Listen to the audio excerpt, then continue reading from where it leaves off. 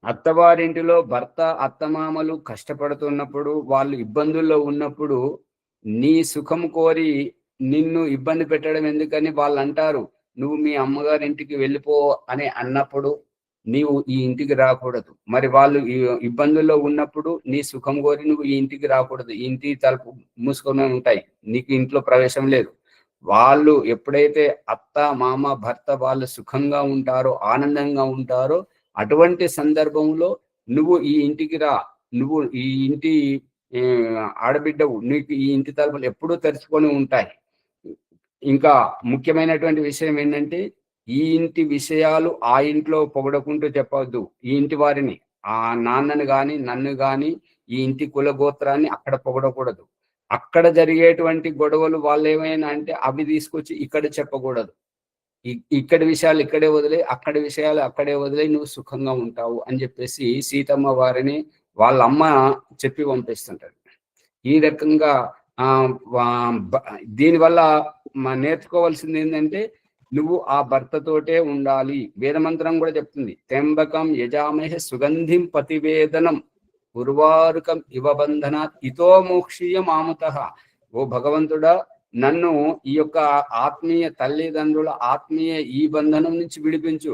కానీ నేను ఏ భర్తనైతే కోరుకుంటున్నానో ఆ భర్త నుండి కానీ, ఆ అత్తమామల నుండి కానీ, ఆ కులగోత్రాల నుండి కానీ నన్నెన్నడూ వేరు చెయ్యకు అని కోరుకుంటుంది. అందుకని అక్కడ దీని సారాంశం, వేదం చెప్పే సారాంశం, నువ్వు అక్కడ నిలబడాలి, నువ్వు మెట్టినింటిలో నిలబడాలి, అక్కడ నువ్వు గౌరవింపబడాలి, అక్కడ నువ్వు గొప్పగా ఎదగాలి. ఈ యొక్క సీతమ్మ వారి తల్లి చెప్పినటువంటి సందేశం కూడా అంతే. అందుకే ఆమె ఊరూరా తిరుగుతున్నప్పుడు కాళ్ళకు ఆ పోట్రాళ్ళు తలిగి రక్తపు కారుతున్నా, రక్తపు కాళ్ళతోటి నడుస్తూ పోతున్నప్పుడు రక్తం మరకలు చూసి ఊరు అమ్మలక్కలు, ఏం తల్లి ఎంత సుకుమారంగా పెరిగావే తల్లి, ఇక్కడికి వచ్చి ఈ ఊరూరా తిరుగుతూ ఆ కాళ్ళకు ముళ్ళు గుచ్చుకుంటున్నాయి, రాళ్ళు దెబ్బలు తగులుతున్నాయి అని ఎంత పొగుడుకుంటూ ఆమెను నిరుత్సాహపరిచిన, ఒక్కొక్కసారి రాముడు కూడా అంటాడు, ఎందుకమ్మా నీకు, నువ్వు వెళ్ళిపోవచ్చు కదా మీ ఇంటి దగ్గర, నువ్వు సుఖంగా ఉండొచ్చు కదా అని అంటే, ఆ సీతమ్మ వారు ఏమంటారంటే, ఆ మా ఇంటి నుంచి బయలుదేరేటప్పుడే, అయోధ్య నుంచి అరణ్యవాసం వెళుతున్నప్పుడే అప్పుడే అంటుండే, అమ్మ ఈ అరణ్యవాసం నాకు, అది నా తండ్రి ఆజ్ఞ నేను పాటించడం వల్ల నాకు వచ్చినటువంటి ఇది నేనే ఏలుకోవాలి కానీ నువ్వెందుకు, నువ్వు సుకుమారంగా ఉన్నావు, నువ్వు నా అపురూపంగా నిన్ను నా చేతిలో పెట్టారు కాబట్టి నాకు వచ్చినటువంటి శిక్ష నువ్వెందుకు అనుభవించాలి అని అంటే, అప్పుడు ఏమంటుందంటే, స్వామి మీరు చెప్పింది నిజమే, నేను అక్షరశః పాటిస్తాను. ఇప్పుడు శరీరం మన శరీరం నుండి నీడను వేరు చేయగలుగుతారా, మీరు చేసి చూపించండి, నేను మీ ఎంట రాను అని అంటే, అది ఎలా సాధ్యం అంటే, అవును మరి ఇప్పుడు మనం సప్తపది తోటి వివాహం వ్యవస్థలోకి వచ్చిన తర్వాత మీరు వేరు నేను వేరు ఎట్లా అవుతుంటది? అర్ధాంగు, మీ నాన్న ఆజ్ఞ ఇచ్చింది, అతడు పూర్ణ యజమానిగా ఇచ్చాడు. మీ అమ్మ కైకేయి నీకు అరణ్యవాసం ఇచ్చింది, నీకు పూర్తిగా ఇచ్చింది. కానీ వివాహం ఆడిన తర్వాత నువ్వు అర్ధాంగుడవే కదా, నీలో అర్థం నేనుంటేనే కదా అర్థం పూర్ణమయ్యేటువంటిది. ఈ రకంగా అత్తమామలతోటి భర్తతోటి ఏకీభవిస్తూ ఇల్లును సుఖంగా నీవు గొప్పగా ఎదుగు, నీ ఇంటి కుల గౌరవాన్ని గొప్పగా ఎదిగించు, అందులోనే నీ యొక్క మాంగళ్యం ఉంటుంటది. అంతేగాని ఇప్పుడు నేటి సమాజంలో అటువంటి తల్లులు ఉన్నారు ఆచార్యజీ? అటువంటి తల్లులు లేరు. మన సంపర్కంలోకి రాకపోవచ్చు, మన దృష్టిలోకి రాకపోవచ్చు, కానీ లేరు. భగవంతుని సృష్టిలో అభావం అంటూ ఉండదు అమ్మగారు. వాళ్ళని ఈ సమాజం గుర్తించట్లేదు, వాళ్ళని ఈ మీడియా గుర్తించట్లేదు, వాళ్ళను అందరి దృష్టిలోకి రానివ్వట్లేదు. అంతవరకే, లేరని కాదు, ఉన్నారు. తక్కువ ఆచార్యజీ, ఎప్పుడెప్పుడు అత్తమామతో ఉండొద్దు, భర్త ఒకడు ఉంటే చాలానే. అదే అటువంటి చెప్పుడు మాటలు నేర్పించే ఈ యొక్క ఏంటంటే చెప్పంగా వినని వారిని చెడంగా చూడాలి. మంచి విషయాలు మంచిగా గొప్పగా ఎదుగమని చెప్పేటువంటి వారే ఈ యొక్క చరిత్ర పుటల్లోకి ఎక్కుతుంటారు. ఈ తిట్లతోటి ఈ భర్తను వేరు చేసి, అత్తమామని వేరు చేసి, ఇది చేసేటువంటి అంతా మూర్ఖత్వం. మన పిల్లల దగ్గర మనం ప్రవర్తించి చెప్పటం మనం అలవాటు చేసుకోవాలి. అవును, లేరు అనేది ఎందుకనుకోవాలి భాగ్యశ్రీ గారు? అలాగే నడుస్తుంది కదా అమ్మగారు. ఇప్పుడు మనం ఎంత బాగున్నా గానీ ముని గారు ముందుకు తీసుకెళ్ళండి, ఇది ఒడవదు, సాగదీయడమే ఓ జరుగుతుంది. మాట్లాడి ఆ, ఈ సందర్భానుసారంగా ఒక మంచి పాట పాడనా? పాడండి, 2 నిమిషాలు. పాడండి. ఎందుకంటే ఈ సందర్భం కరెక్ట్ గా ఉన్నది ఇక్కడ.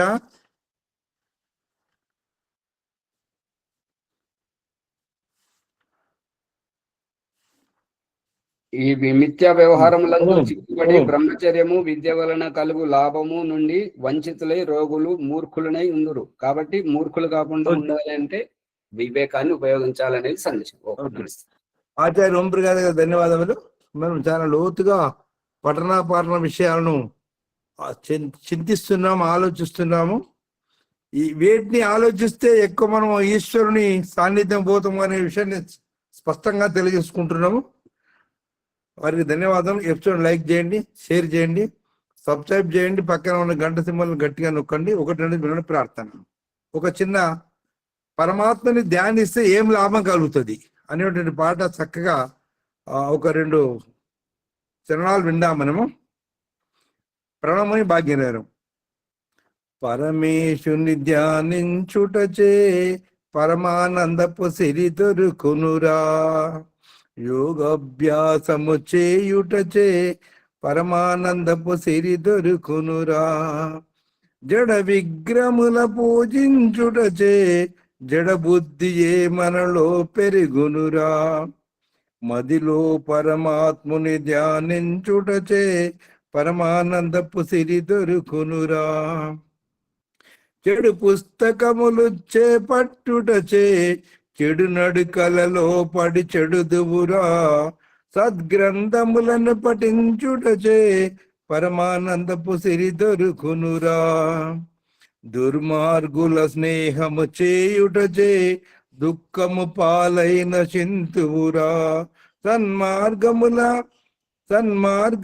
స్నేహము చేయుటచే పరమానందపు సిరి దొరుకునురా, కామాంధకారమున మునుగుటచే ఏ మాత్రము ఉన్నతి నొందవురా, బ్రహ్మచర్యమును పాలించుటచే పరమానందపు సిరి దొరుకునురా, సోమరితనమున నిద్రించుటచే సుఖ సంపదలన్నీ తరుగునురా, వేకువజామున లేచుటచే పరమానందపు సిరి దొరుకునురా, మధ్య మాంసములను సేవించుటచే మనుషత్వమే మనలో మాయునురా, సత్య అహింసల పాటించుటచే పరమానందపు సిరి దొరుకునురా, కపటపు హృదయముల మసులుటచే కడు అవమానముల పాలవుదురా, పరిశుద్ధ మనసుతో మెలుగుటచే పరమానందపు సిరి దొరుకునురా, స్వార్థము కొరకే శ్రమించుటచే సర్వము అశాంతికి నిలవగునురా, పరహితమునకై ప్రయత్నించుటచే పరమానందపు సిరి దొరుకునురా, ధన ధాన్యములను ఇలా దాచుటచే ధరలో పలు చింతలు పెరుగునురా, శుభకర్మలకై వెచ్చించుటచే పరమానందపు సిరి దొరుకునురా, పాఖండ మతములు చిక్కుటచే భ్రాంతులలో పడి చింతింతువురా, వైదిక మార్గమున నడచుటచే పరమానందపు సిరి దొరుకునురా, సంధ్యా స్వాధ్యాయములు నడుచుటచే సత్సంగము మరణము గావించుటచే స్వాత్మ నిరీక్షణము సల్పుటచే పరమానందపు సిరి దొరుకునురా, పరమేశుని ధ్యానించుటచే పరమానందపు సిరి దొరుకునురా, యోగాభ్యాసము చేయుటచే పరమానందపు సిరి దొరుకునురా, యోగాభ్యాసము చేయుటచే పరమానందపు సిరి దొరుకునురా. ధన్యవాదాలు ఆచార్య. విశేషమైనటువంటి దీంట్లో అర్థం ఉన్నది. మీరు 1-2 సార్లు వింటే మీకు లాభం అవుతుంది. నమస్కారము. వైదిక సంధ్యోపాసన ఈరోజు ఎవరండి? మరి మన భాగ్యలక్ష్మి గారు వైదిక సంధ్యోపాసన చేయాలని ప్రార్థన. ఓం ఓం నమస్తే ఆచార్యజీ. సభ్యభ్యో నమో నమః ఆచార్యజీ. అందరికీ నమస్తే. ఓం